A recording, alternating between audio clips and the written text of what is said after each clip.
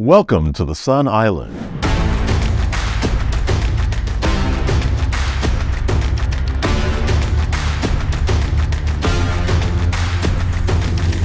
Welcome to Sun Island Studios, Energy Bridge. Today we have a very exciting episode. We're speaking today with Cornelia Williams. She is the proud owner of Flourish Finance. So we're very excited to get into certain aspect about business ownership, bookkeeping, different stuff of that nature. Cornelia, I'll just kind of pass it over to you a little bit for you to do a quick little introduction on yourself. Tell us more about, your business and how you become to be in the business that you're in. Awesome. Well, hello, everyone. I'm Cornelia, and like Sheldon mentioned, I'm the proud owner of Flourish Finance. I started my journey over 15 years ago. When I graduated from high school, I was top of my class as the top accounting student of my class. And so it was easy for me to decide what I wanted to be in college or what I wanted to do in college. And that passion and that drive, that fuel helped me, throughout my college years. I studied a 4-year degree in accounting in Midwestern State University. I am not from Texas. I am from the Caribbean, an island called Dominica. Dominica, let's go. So I'm a native Dominican, and I truly enjoy speaking on accounting, speaking about bookkeeping. Making giving the understanding, explaining the understanding of what it is the books are saying, what it is your finances is saying. Your finances tells a story, and I just truly enjoy explaining that to business owners, explaining the importance of your business finances. And so it's just become a part of my everyday life when it comes to work and my clients and my job. But outside of accounting, I'm a proud mom of 2 beautiful kids. I've been married for the past 5 years. Oh, nice. And, outside of that, I love to travel. I love to spend time with my family. And, that's a little bit about me. Cool. So, Dominica, Yes. right? About what age you were when you came to the States? I left Dominica at 21. Yeah. Okay, I always ask immigrants, right? I always say immigrants get the job done. Yeah. Right? Yeah, we really do. So you've came here 21, so you're pretty mature. Yeah. By the age that you came. What are some of the stark differences you've seen in the Caribbean, growing up in Dominica, versus when you come here in the U.S., as far as just opportunities or anything along the nature? What are some of the biggest difference between the Caribbean and here? It was definitely a culture shock for me when I moved, despite being mature. From just the everyday language, the way they pronounce certain things, the way I pronounce certain things was different. But more importantly, the reason I moved here was for the opportunity. I was passionate again about what I wanted to do and what I wanted to become. And I knew my country did not have that. It did not offer the education up to a certain level. So I could pursue. I could only get up until an associate degree, and I really wanted more than just an associate degree, because I believe that after some time that would have become obsolete. And so it was important to me to pursue something further. So I would say 1, opportunity. 2, definitely like just the way we speak. Convenience in a lot of things in terms of like availability for medical needs. Here in the U.S., you can call 911 and you can immediately, less than maybe 15 minutes, someone comes to your house to Sometimes 5 assist you, minutes. right? Yeah, because they're just down the street. But because of demography and location in Dominica, that was not a convenient thing for us. To see a doctor, you would take some time, take days. Sometimes you appear in the ER or the urgent section in the hospital, and you won't be seen until a couple of days. So I would say those were the top three in terms of differences between my country and here, and I'm really grateful to have this opportunity to be here. Yeah. So better all around quality of life. Me myself coming from Jamaica, I totally relate. Yeah. You get in an accident in my country, you're getting thrown in the back of a truck or something. Exactly. There's no ambulance. Exactly. I actually have a cousin there right now. That's his dream. He's trying to create like EMS, real EMS, like with the Okay. chop helicopters and real ambulance. Yes. So I think he's gonna get there because he's a hard worker. That's awesome. So people from the Caribbean, from that diaspora, or just immigrants, say from Africa or even from South America, they usually come here and they oftentimes goes in certain neighborhoods. And you've probably seen it over and over. And over time, they've found themselves ways how to traverse and navigate and move up to other neighborhoods. Why do you think that is? Why do you think a lot of immigrants come settling in certain neighborhoods, and before you know it, give them 5 years or even less, they're owning houses, employing people, getting real professional work? Why do you think? What's that I difference? love that question, Sheldon, because that is so true. Me, for example, when I came to the U.S., I got a student loan, but it wasn't, sufficient to carry me through 4 years. So me being an immigrant, I did not have the ability to live on campus like some students. I had to live off campus. I had to pay a incentivized rent. So that's a factor. We don't have much coming into this country. We kind of work off what we have, the resources that we have. We don't have the ability to work in the U.S. For example, when you come in here as a student, you have an F1 visa. You can't work off campus. You have to work on campus. You have to work certain hours. So you have so many limitations. We don't have that much resources. So because of that, you're limited to being able to be in certain areas, right?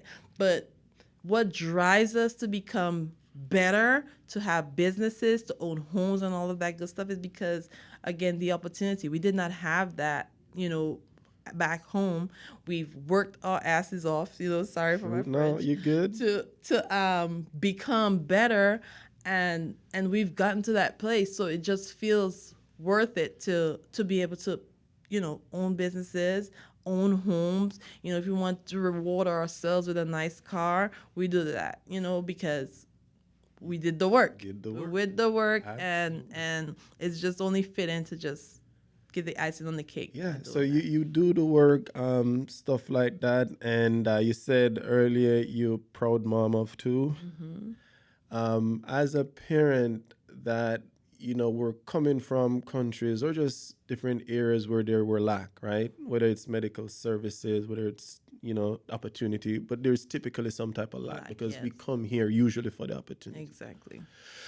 We come here for the opportunity, we find that opportunity, and we execute because we don't want to necessarily go back to where that lack is, right? But no, we get kids. Yeah. And how do we give our kids that life of, having something, right? But yet still have them actually know that this something is coming from nothing because we created it. How do we level that square, if that makes sense? So I like that question, Sheldon.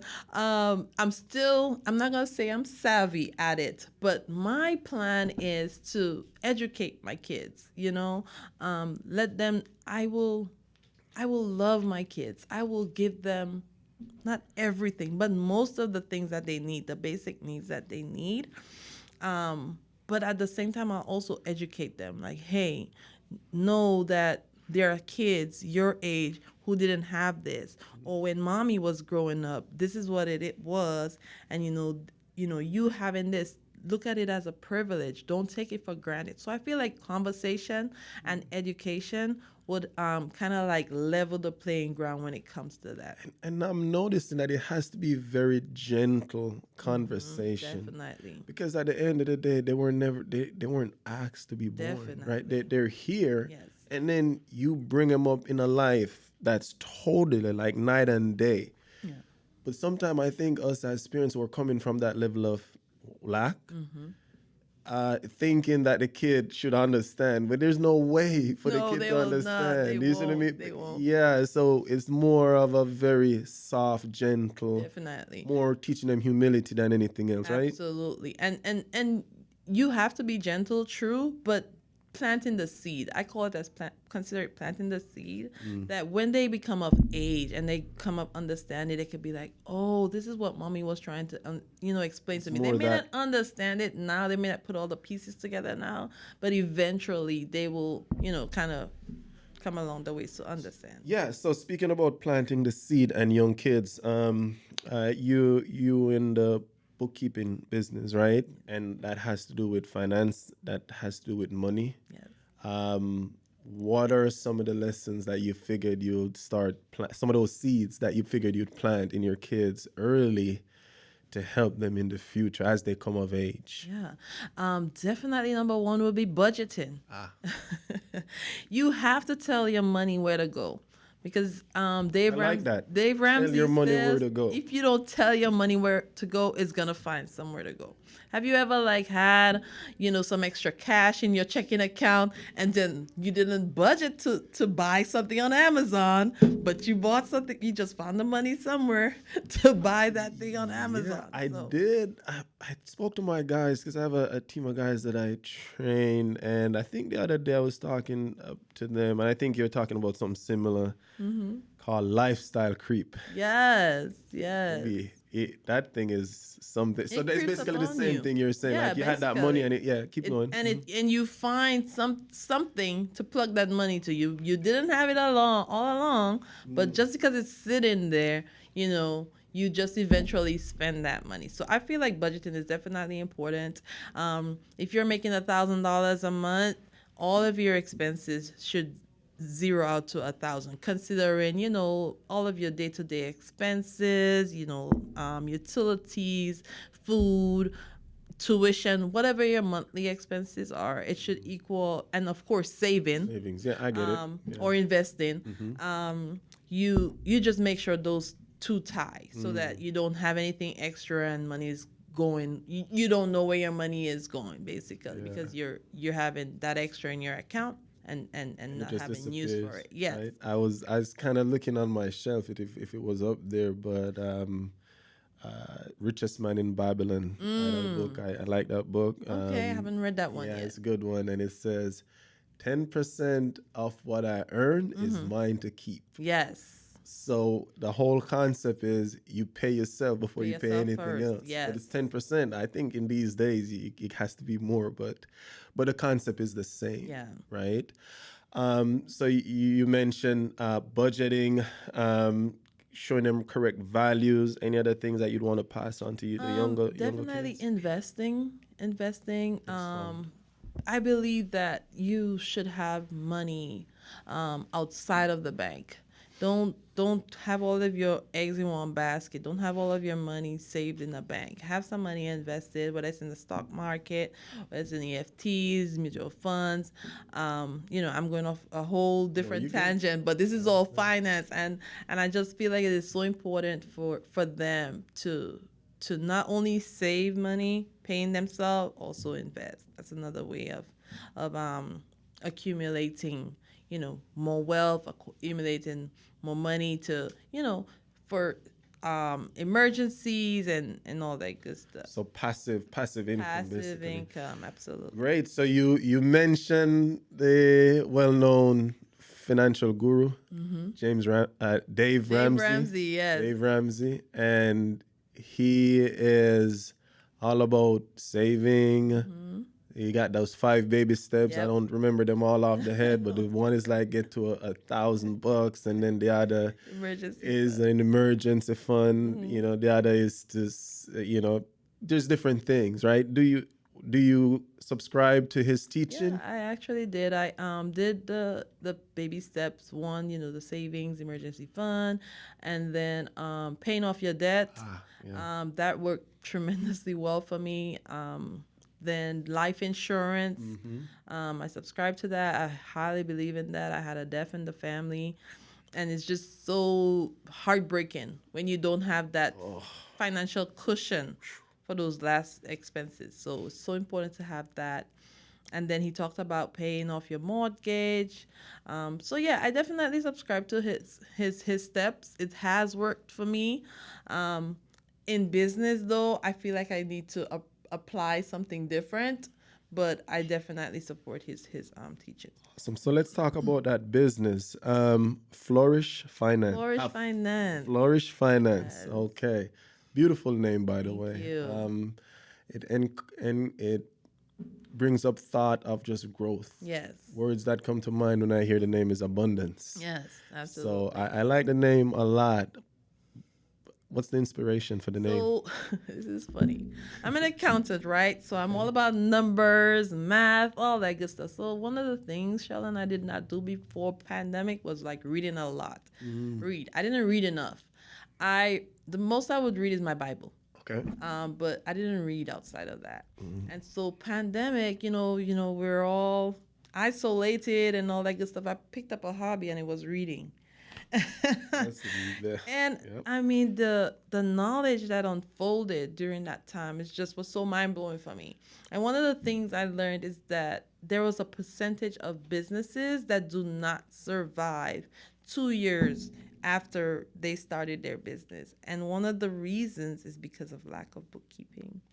And it just broke my heart. It really broke my heart to know that I could be doing so much more, and I'm limiting myself to just working for a company. And so that's when I figured, like, hey, I would like to see more businesses bloom and blossom and thrive in their business. And if they need an accountant is what they need to continue, then I'm here for it. I'm here to help them. I'm here to let them know that I'm here to support them. Whatever financial aspect of their business that they need, advice, I'm available. I decided to make myself available to more people. Yeah. And the only way I could do that wasn't through a job. It's through me going and have my own business. Your own business. Awesome. And we're going to keep going down that road because you mentioned about reading. Yeah. That thing changed my life. Yeah. Because the thing is, sometimes when you go to college, right? Like we're both college graduates.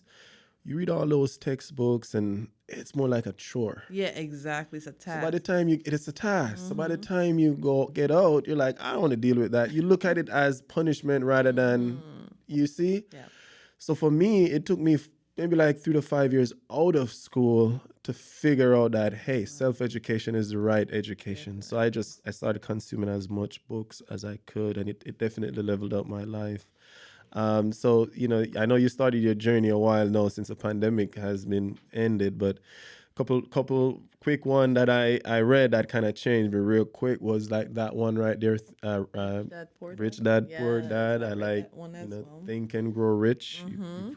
Richest Man in Babylon. I haven't read that. Never Split the Difference. I actually read that one. It's actually pretty good. I liked The Hero's Journey. That one is pretty good. Who Moved My Cheese? These are all good books. These are all. I've heard a lot about those. Yeah, they will. The Think and Grow Rich. It was a property. I'm pretty sure you're familiar. That I had access to. And it was just being ran down, dilapidated, stuff like that. And I read that book and I was like, Sheldon, really? What are you doing? What am I doing? And in no time, it was a book that did that for me. The light bulb just went off. Light bulb, because I had met a gentleman and he just looked free. And he was in real estate. And I was like, I was selling him solar, right? I was like, it's 3:00 in the afternoon. Why is all the kids here? Your wife is here and you's here and nobody's working.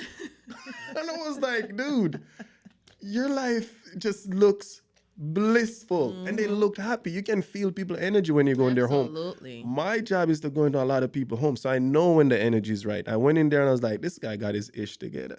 And I asked him what he did for a living, and he said real estate. And he said he was he owned a pizza shop, giving all his time to pizza, making pizza. Wow. And he just took all that money, sold the pizza business, and just invested in real estate. Wow. And I was like, and I have a whole property rundown. I'm wasting time in life. You are. You see what I'm saying? But it's that exposure that you have to have. But yeah, books it'll do wonders for you. So that's amazing that you took that up for a hobby. So you got into business now, and you're your own boss. What is the mindset that had to trigger that? Like, because again, in the book, A Hero's Journey, you have to come up with a certain ordeal, right? And then we get a call. We have a calling. And a lot of people get the calling, but they never actually take action. As a business owner, what caused you to make that transition? Yeah, I definitely had to transition from employee mindset to an employer mindset because I had to deal with a lot of mental, how would I say?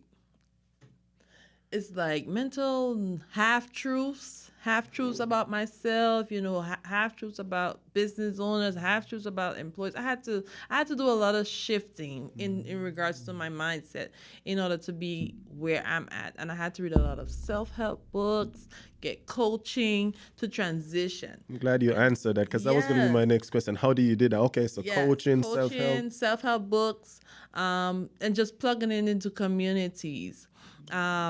To help me transition to that. But, what really motivated me again is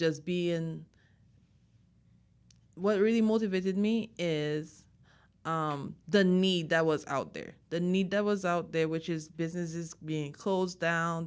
One of the reasons because of lack of bookkeeping. And I just felt like I just had to help meet that need. Even if I meet 3% of that population, I felt like I needed to help meet that need. Okay, so that need, what area do you focus on for your bookkeeping business? Is there a specific area you focus on? Yeah. And so, yes, I do. It's bookkeeping and accounting. There's a difference between tax accounting, of course. It's like a psychiatrist and what other type of doctor? A pathologist. It's two different type of doctors in the finance world. But I maintain the books regularly, daily, monthly, making sure, all of the transactions you have within a particular period are considered. If, my client needs to make some kind of business decision, I can advise them. I need to know some tax accounting, to make sure the businesses are in compliance with the tax laws that change like almost every day. But mainly bookkeeping and accounting is what I focus on. Okay, mainly bookkeeping. So the software or the business that introduced that idea, both tax, accounting, and bookkeeping, is into it, like QuickBooks. Yeah, that's a popular software that's available for accountants, and it's actually my favorite. Anybody who asks me about an accounting software, I'm gonna be biased. QuickBooks is what I'm gonna recommend because, they've been around since I started my accounting journey, and they've improved, they improvised, and I just feel like it's really a great software to use. Okay, so like for an entrepreneur or somebody who's considering to get into business ownership or stuff like that, like you mentioned that people fail oftentimes because they don't have bookkeepers, right? But usually as a small business owner, you're just starting out. You don't even know if you want to start out. You figure that might be an expense that you're going to not deal with, right? Because you obviously got to pay people to keep your book. What would you say to individuals like that think that they can do that type of stuff, which for the most part I know they most likely cannot, Yeah. why they need to actually have a bookkeeper on board as soon as humanly possible. That's great, Sheldon. It's unfortunate, but accounting, bookkeeping just always get placed on the back burner. And even as an established business owner, I've seen businesses who've been in business for a long time. My last job, they've been in business since 1997. And when I started working with them, I want to say in 2018, even though they were getting their books done, they were not paying attention to their bookkeeping. So I won't, knock startups for not wanting to do their bookkeeping. They do, of course, but it's just something that people just feel like, business owners feel like it's an expense I'll deal with later on. Maybe come tax season, I'll do it, But my encouragement to business owners is to definitely get a bookkeeper, work with a bookkeeper. If you're starting up, me personally, I have different plans. It's not a one size fit all. I have different plans because if you're a startup business, of course, you don't have as many transactions in your business compared to somebody who's been in business for 20 years. So I have different packages for different stages. And I feel like a lot of people who are in accounting and offering bookkeeping services kind of apply the same thing. They are aware it's not a one size fit all, and so they will offer something that's applicable and suitable for that business. And if you were to go to a specialist in accounting or a CPA or a tax accountant, if they're not specializing in bookkeeping, of course they'll be a little bit pricier because this is not something they do every day. It's kind of like trying to go to I don't know, I want to say a doctor who specializes in respiratory and going to a pediatrician. The pediatrician price deductible might be $40, but to see the specialist is $80 because that person, that's what they do. So a CPA or a tax accountant may charge a little bit price more than a regular person who's an accountant or a bookkeeper. So, but definitely I would encourage them to work with somebody as soon as possible. As soon as possible. Yeah. So as soon as you start spending money. Okay, and that's you walk out your house these days Exactly. spending money. What are some of to assess somebody, like what are some of the questions that you're asking them to let them know that hey, this is something that you're doing and you're throwing money away and you could be keeping that money. Like what are some of the questions you ask to get to find a potential client, if that makes sense? Oh, to find a potential client. I would say, it's kind of a tough one. I'm sorry, I'm not trying to stomp you. No. I'm trying to think of an example where that happened. Say, for example, like my business. If you want, I've been doing business for a while now. But I'm currently the biggest thing that's going on with my business right now is I've always run a sales org. Right, I recruit, train quality salespeople who are going to be ethical, honest, and actually execute. Because my vision is to actually have more people have more control of their energy, right? And solar does that, right? But because of the extension of me doing that good work, I recently closed an immense deal where now I get to partner with one of the largest solar company in the entire country. But that allows me on the back end to actually be a subcontractor for them. So not only I'm doing sales, but now I'm doing actual solar installation. Okay. So that's a company it looks like there's a lot of potential for that, right? But a lot of it is at the starting phase for some reason, right? Because the install part is really just get going, but I'm very comfortable with your sales. Yes. Okay. So what type of advice would you give to me if you were trying to I'm just trying to frame the question a little Yeah, bit more clear. different. Somebody like me that is in that scenario, what I need in far as a bookkeeper. So, Or okay, what are some of the questions you'd ask? got you. So pretty much what I would do is trying to do an analysis of, how advantageous is it for you to even venture out, with the installation, like how profitable it is. Let's look at your current financial situation with just the sales. How is that going? If adding this segment of the business, is this going to mesh well with your business? Is it going to continue to make your business profitable? If not, like how long do we see it not looking profitable before it becomes profitable? So those are the kind of questions I would kind of like want to ask, and then also kind of like research other companies who are doing the installation to kind of compare it and show you the numbers how this company is doing, so you can help you make a better decision. And so when I give that kind of insight, when I give that kind of resource to a potential client, if they kind of like follow along, if they kind of like see the value in it, then they'll be like, I definitely want to work with her because she knows what she's doing. She knows what she's asking. She knows what she's looking at. And then they decide like, hey, like I could possibly work with you. If you should do a quick gauge of experience-wise from what you've seen, what's the ratio of male versus female in accounting or bookkeeping? Is there a lot of males doing this job, females doing the job? Doing accounting? Accounting / bookkeeping. Bookkeeping?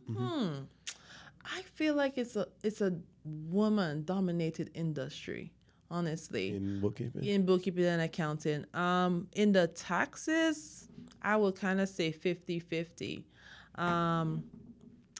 Yeah, I don't see a lot of guys in accounting and bookkeeping. Oh, okay. Yeah, they probably, the guys probably see more value in offering the taxes. Yeah. In the taxes. Yeah. Yes. So with that, for me, it's a lot of transition, and it's building a team, right? Clients that you get, they're usually in phases like where I'm at, or they're usually further along. Yeah. Where are they normally in their development phase? It varies, honestly, because again, I have such a wide gap of experience that I can pretty much work with anybody at this point. But the people that I'm working with currently, they're pretty much under 5 years. They're under 5 years in business so far. And you said the percentage is pretty wild, like the amount of people don't make it to 5 years, right? Exactly. Yes. Yeah. So help them get over 5 years, and that's over that. Help them get over that bridge. Home, right? Over that bridge. It is definitely a huge undertaking to start a business. Absolutely. And you are doing that. So congrats on that. Thank you, okay? And you as well. Yeah, thanks. So what would you say to other people that were in your position at one point that know? Because it's like anytime you start a business, sometimes I'm talking to business owners, always like I'm actually talking to myself in some sense, because I do know the thought process that goes behind making that decision, right? What would you say to individual who's working a 9-to-5, right? That accountant or that bookkeeper who's just having the mindset to work for somebody else, but they're thinking they want to work for themselves. What would be encouraging words for you or advice you would give to that individual? I would tell them definitely to believe in themselves, that most time people are dealing with self-doubt, like I'm not good enough, or I don't believe in myself, I can't do that, I don't have the resources. I would just encourage them to believe in themselves, especially if you're struggling with doubts about your abilities, because if you're working a 9-to-5, and most of us, we work for jobs 4 years, 5 years. You must be doing an absolutely amazing job for this employer to keep you around, right? 5 years. Exactly. Anything past 2 years, you're doing a great. 2 years these days, right? So you're doing a fantastic job at what you do. You know your stuff, believe in yourself, and I would definitely encourage them, if they want to pursue entrepreneurship, go for it. It is available to anybody who wants to just educate yourself and plug in. You said something that's paramount: self-doubt. Yeah. Why does it plague us as human beings so much? Because even the high performers, they're plagued by it. Why do you think I feel people like are? it's maybe a childhood thing, maybe it's developed from childhood. People get bullied in school.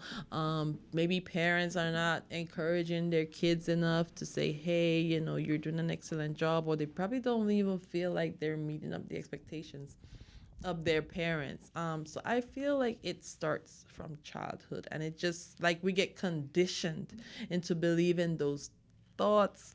And if I can go even spiritual, I believe like the devil also plays a part in that. He tells us these lies, and then we begin to believe those lies, and then we tell ourselves those lies, and we listen to ourselves more than we listen to anybody else, our thoughts, right? And so when we continue to replay those thoughts in our head, we condition ourselves to believe those things, and it just brings us down a rabbit hole that some people come from it, they pull themselves from it, and then others, they just kind of struggle with it in their adulthood. I really like how you answer that question. It makes sense why that would start that early. And then you mentioned something, programming.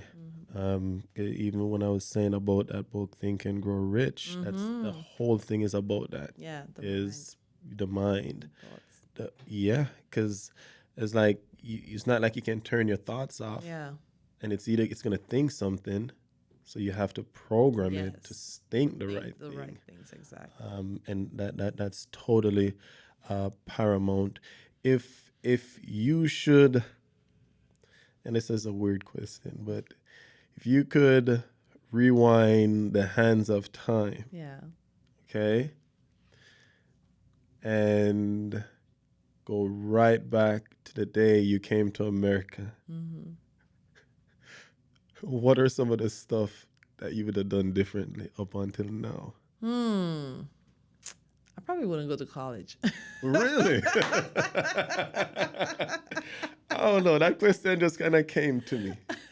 Because as an entrepreneur, you learn so many different things. It's like, you learn about the rat race, about how they're conditioning us to, I might want to take like that statement, after I said it. But No, I you would good. say like, it's not that big of a deal, if you don't go to college, because there are courses available. You can self-teach yourself. Your discipline. If you have the discipline and the desire, like I had, to complete a 4-year degree, I could teach myself the things that I needed to learn in order to be where I'm at. I may not have taken the same amount of time, but at least I would save some of that money I spent on student loans, right?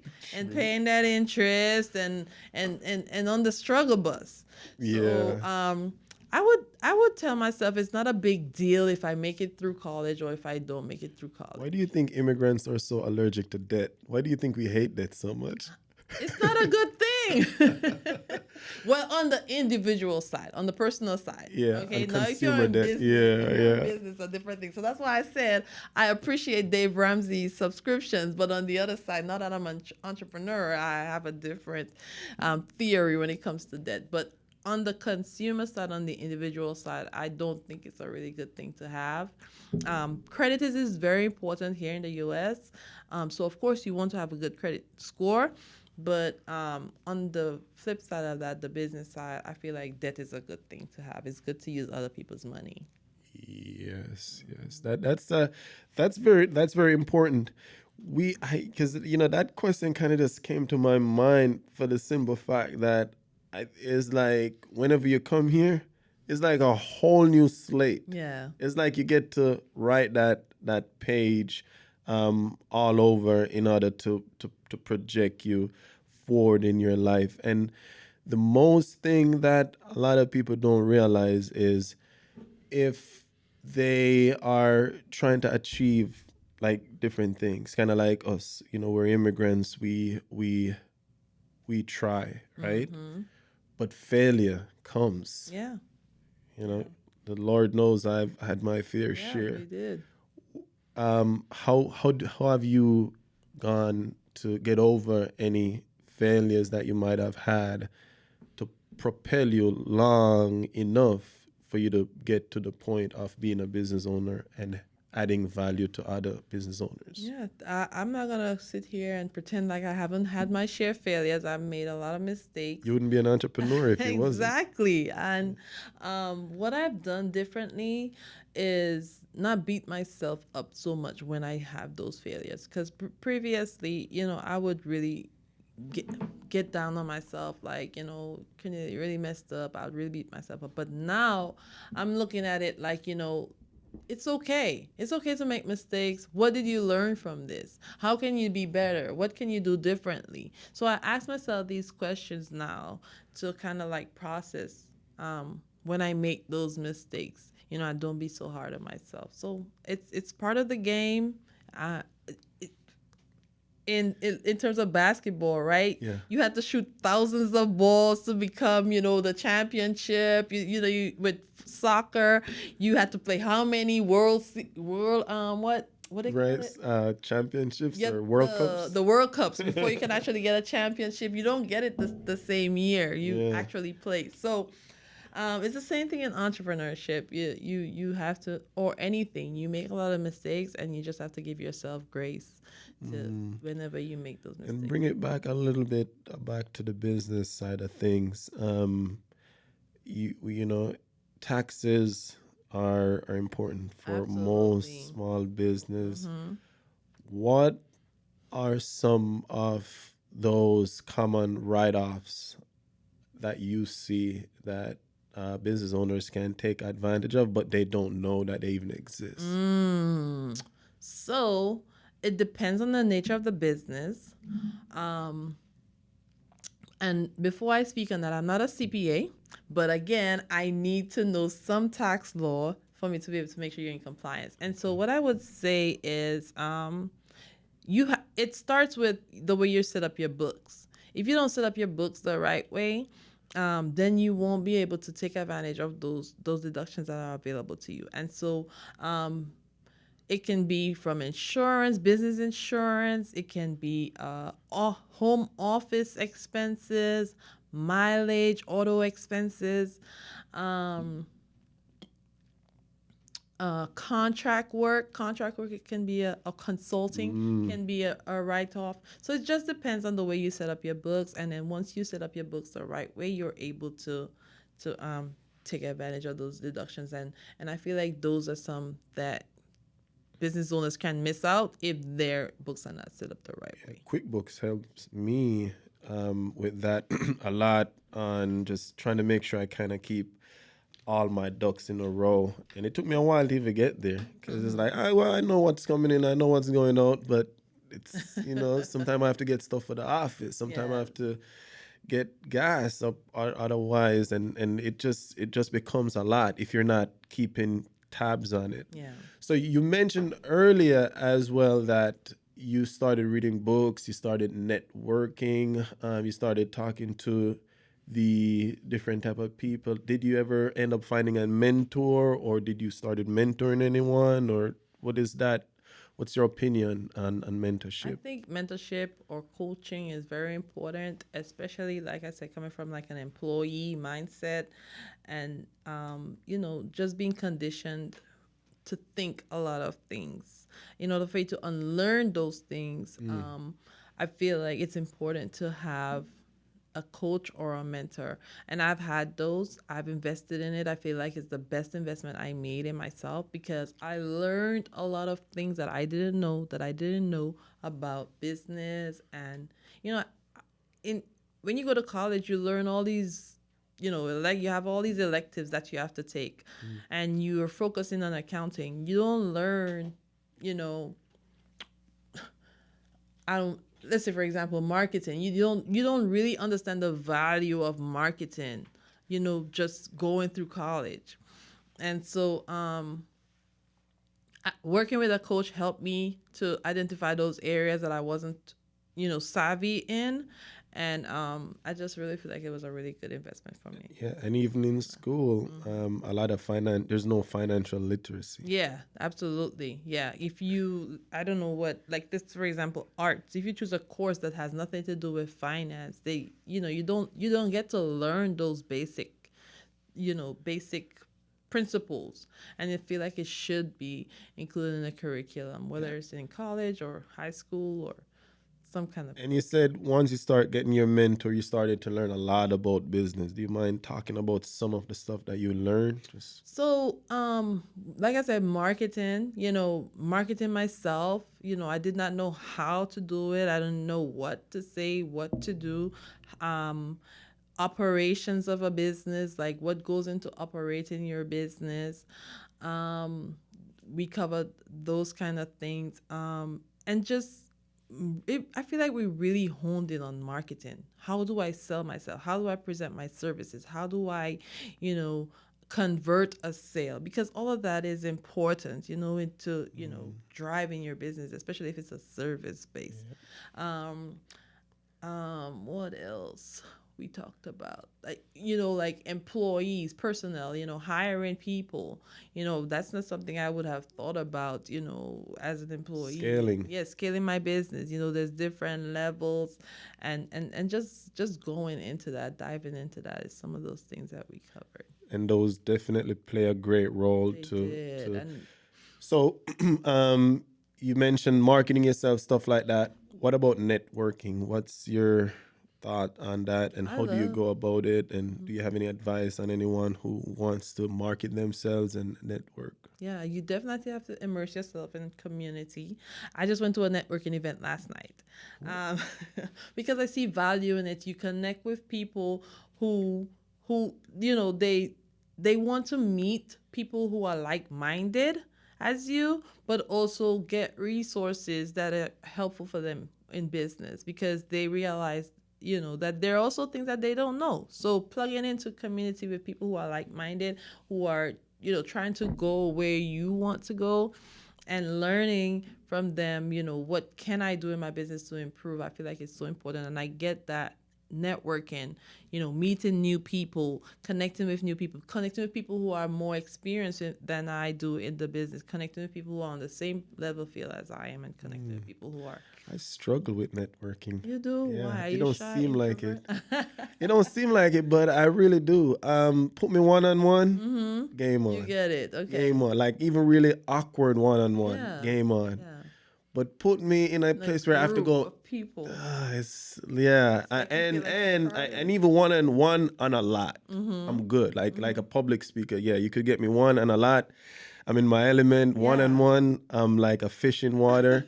But just put me in a room like where there's just a lot of people. It's like, do I really even want to go talk to you right now? Wow. And I know a lot of people struggle with that. Why? What can you tell somebody like myself I'm not like an introvert, don't get me wrong. Because you speak to people. Yeah, that's my nature of my job. But I'm on the cusp. I'm like halfway introvert, halfway extrovert. So I can turn either one on and off whenever I feel like. But what do you tell somebody like that who would want to start networking? Because I'm thinking about it now. I'm like, do I go join a golf club? What do I do to get in certain type of environment where you could meet certain people that you would not otherwise not have met? But that's just not my nature, right? What would you advise somebody like me? So one of the things I love about Houston is how diverse it is, right? You have so many different people, so many different cultures, so many different networking opportunities, so many different, right?